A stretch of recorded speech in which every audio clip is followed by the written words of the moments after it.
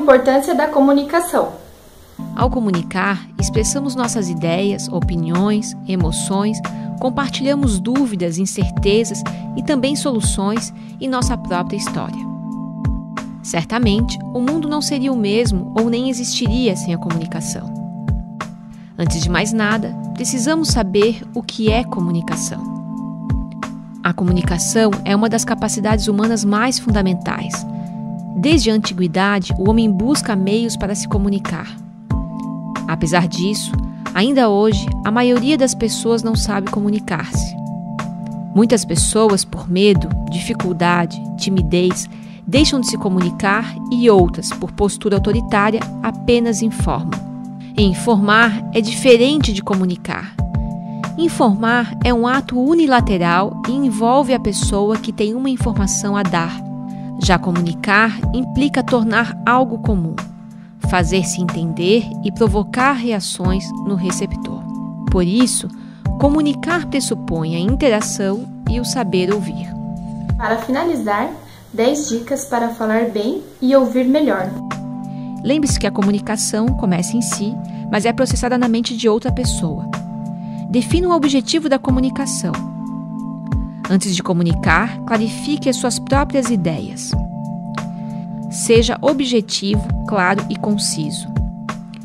Coloque-se no lugar da outra pessoa. Não interrompa os outros. Respeite os outros. Faça perguntas. Faça anotações. Preste atenção às mensagens não verbais.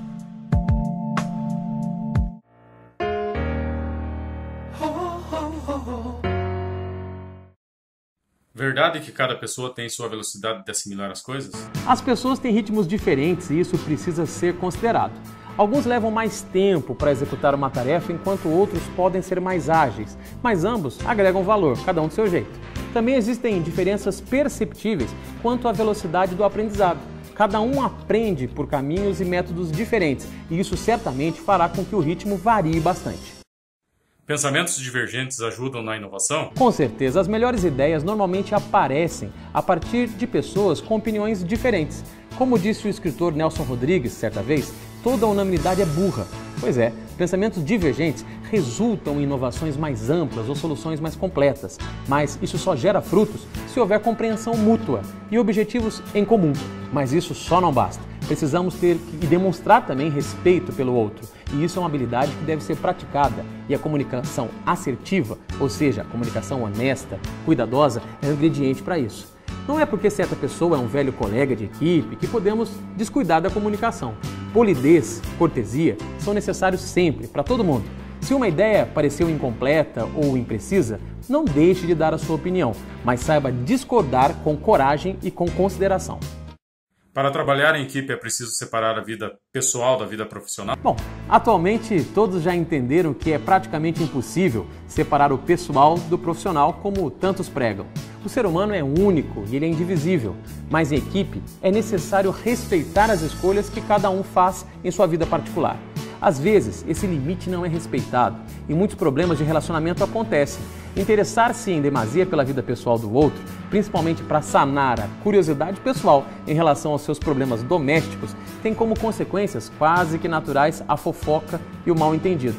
Da mesma forma, as pessoas de uma equipe devem respeitar a diversidade cultural e as preferências de cada um.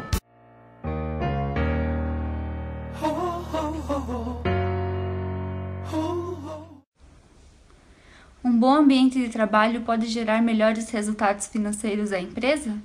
Baseado numa pesquisa que a gente faz no mundo inteiro desde a década de 80, descobrimos na prática que você criar um bom ambiente de trabalho é uma ação que traz melhores resultados para a empresa. Então eu não fico preocupado com as pessoas apenas por uma ação caridosa, porque teoricamente eu acho que as pessoas são importantes. Na prática eu vou demonstrar que eu acredito sim nisso, que as pessoas são importantes, e elas devolvem essa atenção para mim na forma de maior dedicação, maior comprometimento, maior engajamento, portanto trazem melhores resultados. Temos inúmeros indicadores mostrando que à medida que melhora o ambiente de trabalho, cai a rotatividade, ou seja, as pessoas querem permanecer na sua empresa com todo o seu conhecimento e investimento que já foi feito nelas. Mais pessoas querem vir trabalhar na sua empresa. Os colaboradores atendem os clientes melhor, portanto, aumenta o nível de satisfação de clientes. E, recentemente, a Wharton fez um estudo muito profundo em cima dos dados da nossa pesquisa, provando que as empresas que têm um excelente ambiente de trabalho têm resultados financeiros e desempenho em bolsa de valores acima dos seus competidores do mercado. Ou seja, construir um excelente ambiente de trabalho, ter uma excelente gestão de pessoas, traz sim melhores resultados e maiores lucros para a sua empresa.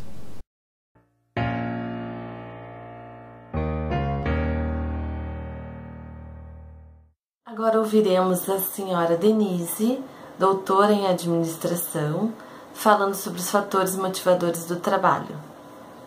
Então, de acordo com Herzberg, há fatores no meio que podem influenciar ou positivo ou negativamente a nossa motivação no trabalho. E assim ele descobriu o que a gente chama de fatores higiênicos e os outros fatores motivacionais. Fatores higiênicos são aqueles cuja presença absolutamente não motiva o empregado, mas a ausência desses fatores é capaz de desmotivar, ou seja, vai afetar negativamente a produtividade. Já os fatores motivacionais são aqueles cuja presença é capaz de motivar os empregados.